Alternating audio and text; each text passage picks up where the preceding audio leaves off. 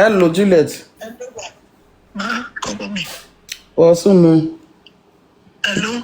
Hello, you mean because how am I going before? Where be Jim or Yamefia? He said, what Okay, now he did they call you Obira? He made the message. He might equal like life. He might process for 7 years. Not fair way for very up.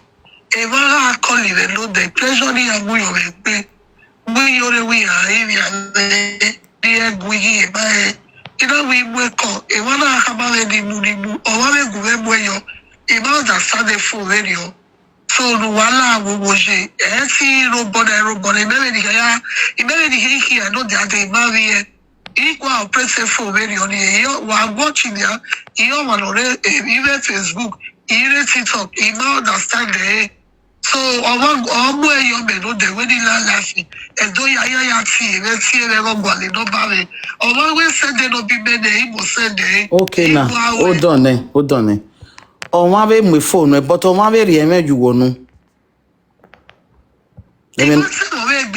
at least on one Jojan we mahonu we dey no ke account number we carry o to abi ka be defend egbu we ne mommy here see vebo yo imeri la obi na imeri la here no ri account we ne no ri follow back ne here sit here bo okay la video na ni one we so if you are right no anota Damio, Juliet,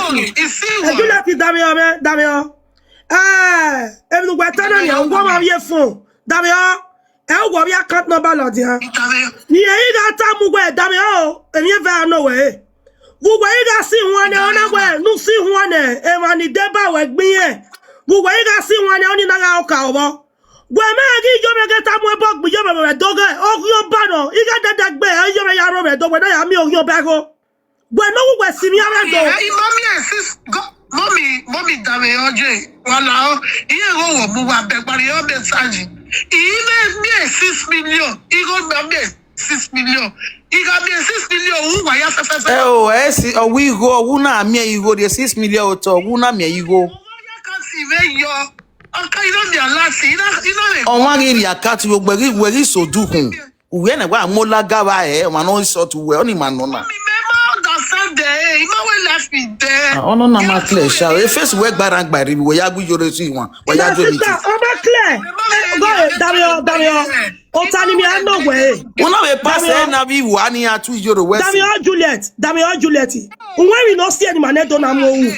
Okay, over. To take away. The by girl, or for money can record. Everybody not go where he must hear boy. He sit here. He conserve Yakupa. Although you must have pressure.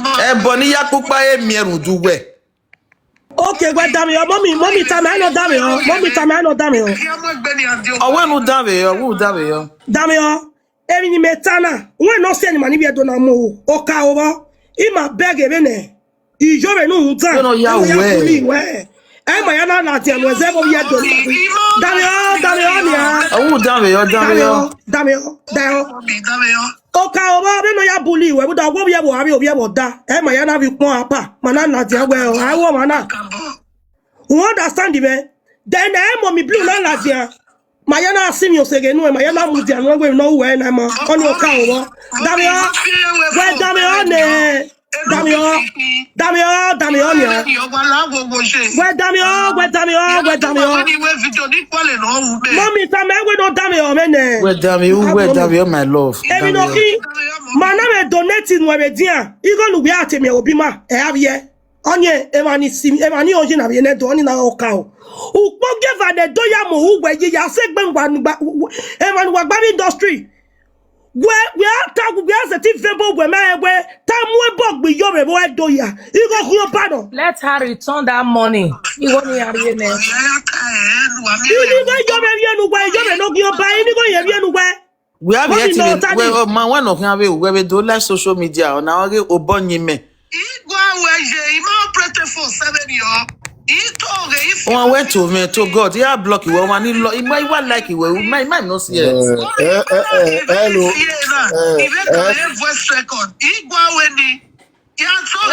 Comment section we need Mama. Now we want to say if you on a monopoly di mewo. Wait, Mommy, what damn on ya wa gata papa. Mommy, indigo yariene, indigo when you can't wear, ni job no your baby no eh. Igo zebu. Igoni be vacancy, ve dia fia for. Iga me go kere vacancy to gather that by something. Okay. 500 yeah, 6 million ya waru. Yeah, 6 million. No your baby no eh. Imatamu wawe. Ijori ona meki. Mama, yeah, 6 million. Mama Blue. Wa mute na, wa jawo papa go.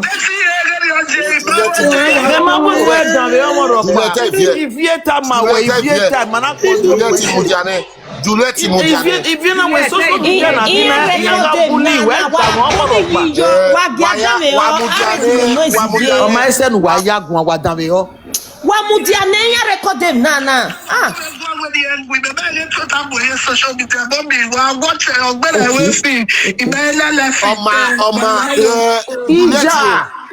Juliet. okay.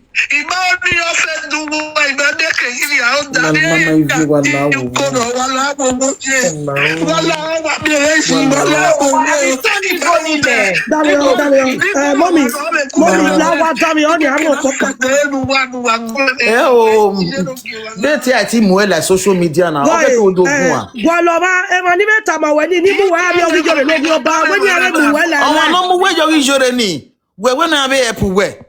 When you are moving alive, why don't you do ya?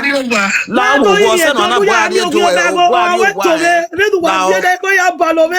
man la wo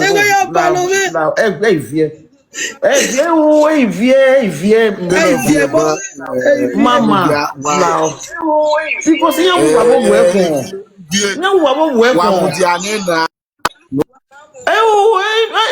no amen.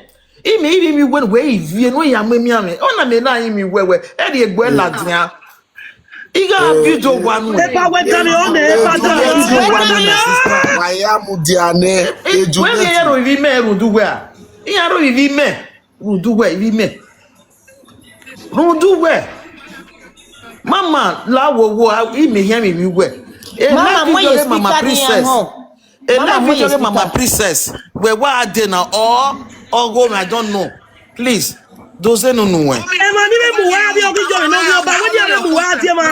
Okay, or when we dey now when you na add your mama princess. The next screenshot of mama princess is going to be WhatsApp. Next screenshot a page of more. You go me I respect mama princess. If not, you happy go me now. Understand? In the next screenshot of go. Mommy, yeah. Okay, then I'm going to no, boy, yeah, very more well like you. Exactly. Who do you life. You have to return it. Mom, you got it no respect, but you have to return that to Musebu. Oh, Mama Blue, it was very man. Yeah, boy, West Qatar. Oh God. Yeah, Mama Princess, no need the Akio. I'll give you that respect. Where's mommy? This speech short of word. No, what damn it.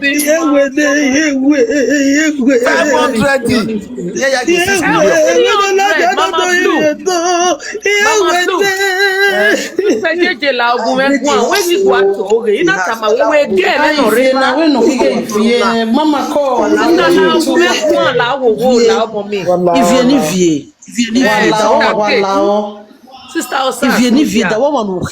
Mama princess, it's you know, we just now we are 200,000 by it. So make it 560. Mr. JJ, anytime I went here. I think we wait to talking now. I not love him and a princess. Atiku dege. Wetin mi ase na we na imu egbo gbe Juliet na la wo na forgive udege. Wala wo wala ho. Awu ye ma vie, we ka mu gwa bena mo wala ma vie. Ina wo ha yo hare.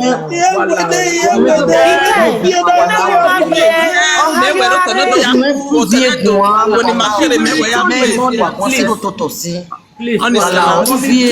Mama princess la ko wini agegi ti ebonde emi kere o ma waja ri koro wini ala o eto na ya mega protect ijore na manipulator ijore o manipulator keki bi yoke wala wo no bi ya ri koro ba me mata na wala ya mo fira wala wo benu won ya to we onu si e isaga we no ya de ebuli na ga ya gboko na ho na ga idoyo to wala o ai vi o le vie da ai vi o le vie la wo iya manipulation no wala he send the again wa control conversation gba request e ho no ma no mure ba gbona no mure ba ya da vie o favor wa we mure ba ya ve o ma no ma o hin because it made me man no I don't see if you very road I love you o no the word where I too love you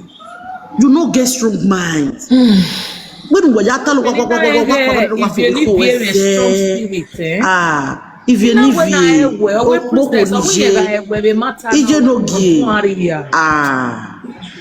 if you say what about 360,000 and you start to o te wa davi 6 million wa davi no ya we ma I thought it was salon wa we forgive you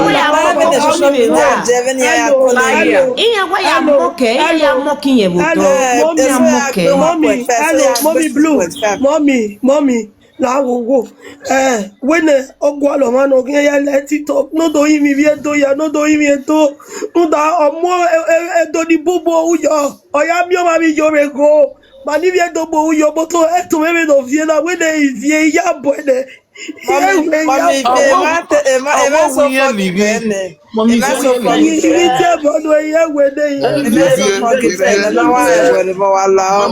mommy Mama Blue. Cause I say woman like cause Mama Blue. Ivie Masari ebo ya fe na tine. Masari ebo. Ya imi wa mi opa. Masari ebo. Ya imi wa mi opa. Mama Blue. Ivie Uje donogu wa. Wa to wa fafa. Ọmọ náà wẹ́n nìyẹn mú wa wà ní kú iṣẹ́ òun yà náà rí bí ọmọ jọ òkú ya fẹ́ náà rí yẹn gbé bí ẹnẹ wà gàtọ̀ ọmọ náà wẹ́n nìyẹn yà wọ́n ọtí mínú ya kà mẹ́ náà kẹ́kẹ́ tún wọn ní sá bègbè náà ní sá wà bẹ́gẹ̀ bẹ́ẹ̀ wà yà ní sọ́fẹ́ mátà náà ẹ̀ náà ují kú ọkẹ́ àgọ́ wa rí ọgọ́ wà ní àdáńdá wala okwo na wala o veno okwo na rijena na we para serige amuye yo muyere iga dam yo pa on bie ri awuye tiri de mi na 6 million de rijore ya we 60,000 rijore ya we ma yo get that video no be where 6.5 million ika gwa kare mata na nesin wala wo eri no yesu na pa ve mi ame no gebe mi before no wa ke neru no ko na bono ko na ke dagbere wa we no ko na return igoni gidore no do him edo oga return ene unda o se le to masiri yeah madam even ni tana oga return Jekine phone na tu arekoi only my camera return on my return on my camera ima wa le room we no do him ni ma tie ne ima seri ima seri